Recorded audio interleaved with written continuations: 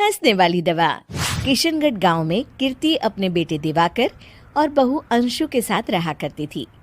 तीनों बहुत ही हंसी खुशी अपना जीवन व्यतीत कर रहे होते हैं। अरे बहू, आज खाना मैं बना देती हूँ। नहीं माँ जी, आप क्यों तकलीफ कर रही हैं? आप आराम कीजिए, खाना मैं ही बनाऊंगी। कितनी अच्छी बहू मिली है मुझे। भगवान ऐसी बहू सबको दे। सब कुछ ठीक चल रहा होता है कि एक दिन गलती से अंशु हंसने वाली दवा खा लेती है। बस उस दिन से सब कुछ बदल जाता है। अरे बहू, मेरे घुटनों में बहुत दर्द हो रहा है, जरा बाम तो दे दे। अरे बाम लगा कर क्या करोगी माँ जी? मैं पाँव दबा देती हूँ। अरे एक तो मुझे पाँव दर्द हो रहा है, ऊपर से तुम हंस रही हो। आई एम सॉरी माँ जी। अरे फिर से हंस रही है, जा तू मेरे कमरे से, मुझे तुझसे बात नहीं करनी। हे भगवान, ये क्या हो गया? अब माँ जी क्या सोचेगी? 2 दिन बाद कीर्ति घर में किटी पार्टी रखती है। उसकी सभी सहेलियां घर आने वाली होती हैं। अरे बहू, मेरी कुछ सहेलियां आज दोपहर को घर आने वाली है। आज कुछ खाने में अच्छा सा बनाना। सहेलियां?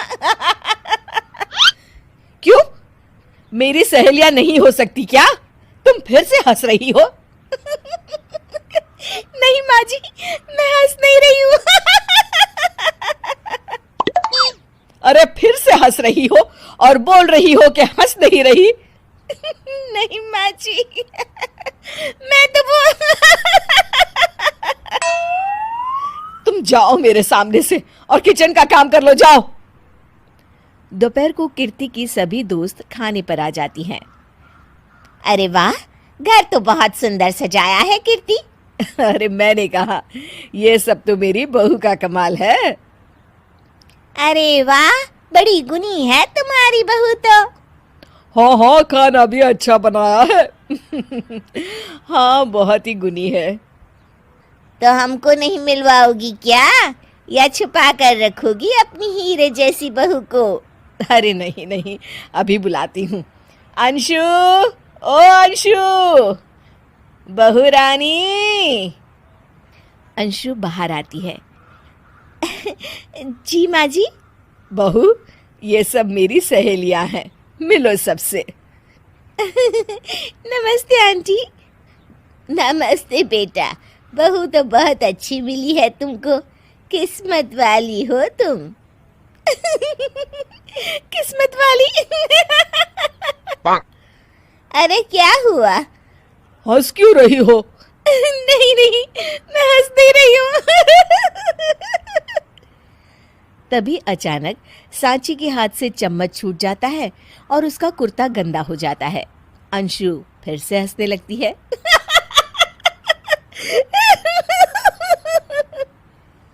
इधर सब सहेलियां गुस्सा होकर चली जाती हैं।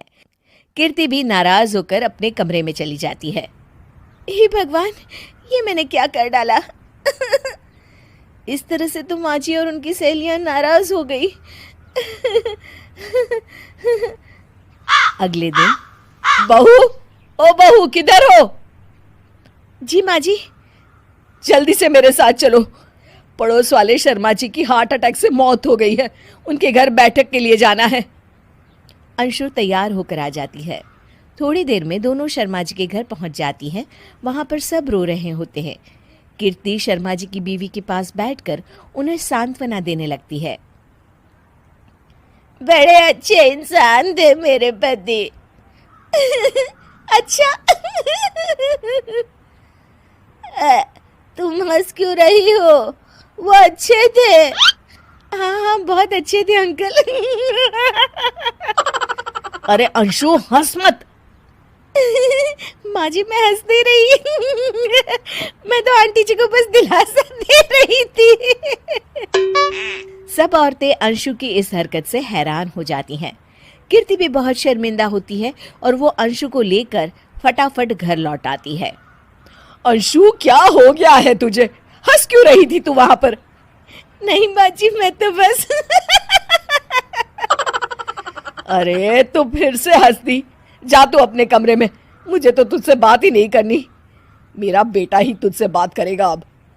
रात को जब दिवाकर घर लौट आता है तो कीर्ति दिवाकर को सब कुछ बताती है।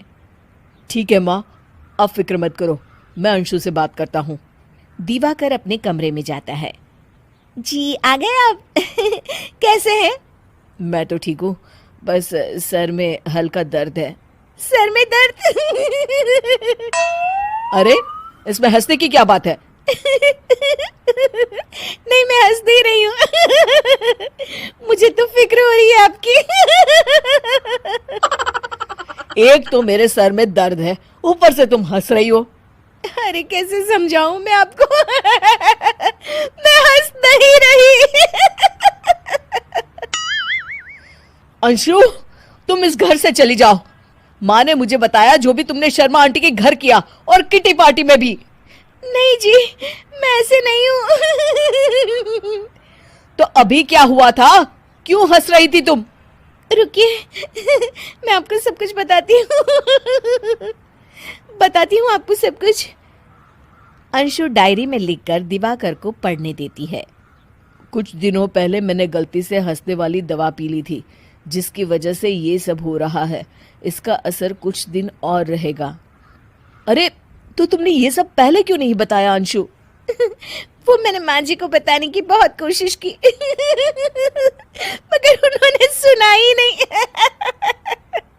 अरे ठीक है, मगर वादा करो, जब तक दवाई का असर ठीक नहीं हो जाता तुम घर से बाहर नहीं जाओगी। नहीं जाऊंगी। और हंसूंगी तो बिल्कुल नहीं। लो, तुम तो फिर से हंस दी। सरस्वती जी और उनकी बहू रश्मि के बीच एक दिन बहस छिड़ जाती है। आखिर किसका काम ज्यादा आसान है, बहू का या सास का? माँ जी, सास को काम ही क्या है, आपके सारे काम उंगलियों पे तो हो जाते हैं। कुछ भी। हाँ, हिसाब तो उंगलियों पे ही हो जाता है ना। अरे बेटा, ऐसा सिर्फ अभी लगता है। जो मुझे करना पड़ता है ना, वो तुझे करना पड़े तो समझ आएगा कि असली काम का पहाड़ कैसा होता है। ठेले बराबर वजन भी नहीं है आपके काम में, हर बात पहाड़ों के वजन की कर रही हैं आप। तू ऐसा करती ही क्या है घर में बेटा, ये तो बता मुझे। मैं थोड़ी ना कुछ करती हूँ, सब जादू से हो रहा है इस घर में। अरे एक दिन मेरा काम करोगी तो समझ आएगा। Okay, shut up. कल से मैं घर के काम करूंगी और तू मेरी जगह हर चीज का हिसाब रखना, ठीक है? ठीक है, ये भी कर लेते हैं। ये सास बहू की डील के बारे में रश्मि के पति अमन को नहीं पता था, और ना ही अमन के पिताजी सुरेश जी को। पर गेहूं के साथ साथ जैसे घुन भी पिस जाता है, ये दोनों भी पिसने वाले थे। सुबह अमन उठकर रेडी होता है ऑफिस जाने के लिए, तो पता है उसके कपड़े नहीं निकले हुए हैं। अरे रश्मि, तुमने मेरे कपड़े नहीं निकाले? अपनी माँ से पूछो ना, उन्हीं का काम है ये। अमन अपनी माँ के पास जाता है। अब मेरे कपड़े आज आप देने वाले हो क्या माँ?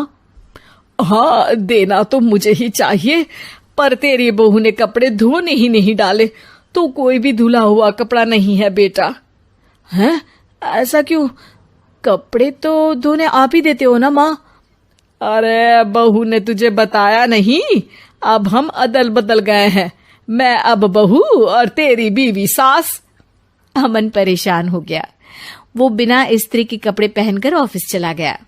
सरस्वती जी अपने घुटने के दर्द के कारण झुककर घर साफ नहीं कर पा रही थी और ना ही खाना बनाना याद रख पाई। उधर रश्मि पहले ही दिन घर की चाबी घुमा चुकी थी और 300 रुपए का हिसाब अलग नहीं मिल रहा था। पर दोनों का ही घमंड कैलाश पर्वत से भी बड़ा था और दोनों ही खेमे एक दूसरे की बात मानने को बिल्कुल तैयार नहीं थे। शाम को जब सुरेश जी और अमन खाना खाने बैठते हैं तो सरस्वती जी उनके सामने गाजर और पपीते लाकर रख देती हैं। अरे माँ, ये क्या है? ख्याली पुलाव के साथ सलाद। माँ जी खाना बनाना भूल गई लगता है। अरे एक एक चमन्नी का हिसाब है मेरे पास। खाना बनाना कैसे भूल जाऊंगी। ये तो मैंने पढ़ा था कि फल फ्रूट खाने से सेहत अच्छी रहती है, इसीलिए ये ले, एक फल खा ले। रात को सुरेश जी और अमन अपनी मीटिंग बिठाते हैं अकेले में। बाबूजी, इनकी लड़ाई के कारण ना हमें ठीक से खाना मिल रहा है, उल्टा घर के सारे काम रुक गए हैं। हाँ बेटा, 2 भैंसों की लड़ाई में बेचारे खेत के पौधों का भी नुकसान हो रहा है। पर पापा, क्या बताऊं आपको, मैंने माँ को इस महीने की 2 तारीख को बिजली के बिल के पैसे दिए थे। आज बिल भरने के लिए मांगने गया तो पता चला कि रश्मि उन पैसों से गैस सिलेंडर ले आई। अच्छा, तो सिलेंडर के पैसों का क्या हुआ? अब सिलेंडर के तो कोई पैसे नहीं थे बाबूजी, हमारे घर पर गैस की पाइपलाइन लगी है ना। बेटा, इन दोनों का कुछ करना पड़ेगा, नहीं तो अपने घमंड के चक्कर में पूरा घर बर्बाद कर डालेंगी ये दोनों। अमन और सुरेश जी काफी सोच विचार के बाद एक निष्कर्ष पर पहुंचते हैं। रात ही को दोनों अपनी पत्नियों की अलमारी से नई साड़ी निकालते हैं और सुबह जब रश्मि और सरस्वती जी उठते हैं तो देखते हैं कि दोनों पति साड़ी पहनकर चढ़ाव पर सब्जियां काट रहे हैं। अरे, ये सब क्या हो रहा है? क्या हो रहा है मतलब? आप दोनों अदल बदल हो सकते हो तो हम क्यों नहीं? अरे क्या मतलब? नहीं नहीं, मेरी भी बचपन से किसी की बहू बनने की इच्छा थी, तो आज से सरस्वती तुम बड़ी बहू, मैं मिडल बहू और अमन छोटी बहू। अरे लेकिन सब घर पर बैठ जाएंगे तो कमाएगा कौन? ये घर कैसे चलेगा? अब वो तो भैया या बाकी लोग जाने, अब हमने भी अदल बदल कर ही लिया है तो कुछ नहीं हो सकता। रश्मि और सरस्वती जी को समझ में आ जाता है कि उन दोनों की आपस की डील की वजह से इन दोनों को बहुत तकलीफ हो रही है और उनके ईगो ने दूसरों को कितनी यातनाएं दी है। अब असल में माँ जी आप सही थी, सास बनना बहुत मुश्किल है। अरे हाँ बेटा, और तू भी, मुझसे तो नहीं हो पाया सब घर के काम, वापस बदल ले क्या? हाँ हाँ बिल्कुल माँ जी, और अब आप दोनों भी बदल लीजिए, कोई आ गया तो आप दोनों को देखकर क्या सोचेगा? अच्छा है, आप दोनों के समझ में ये बात तो आई, मैं फटाक से कपड़े बदल लेता हूँ। अरे रुक जा बेटा, एक फोटो ले लेती हूँ तेरी, मेरी बेटी होती तो तेरे जैसी ही दिखती साड़ी में। और मेरा फोटो नहीं लोगी?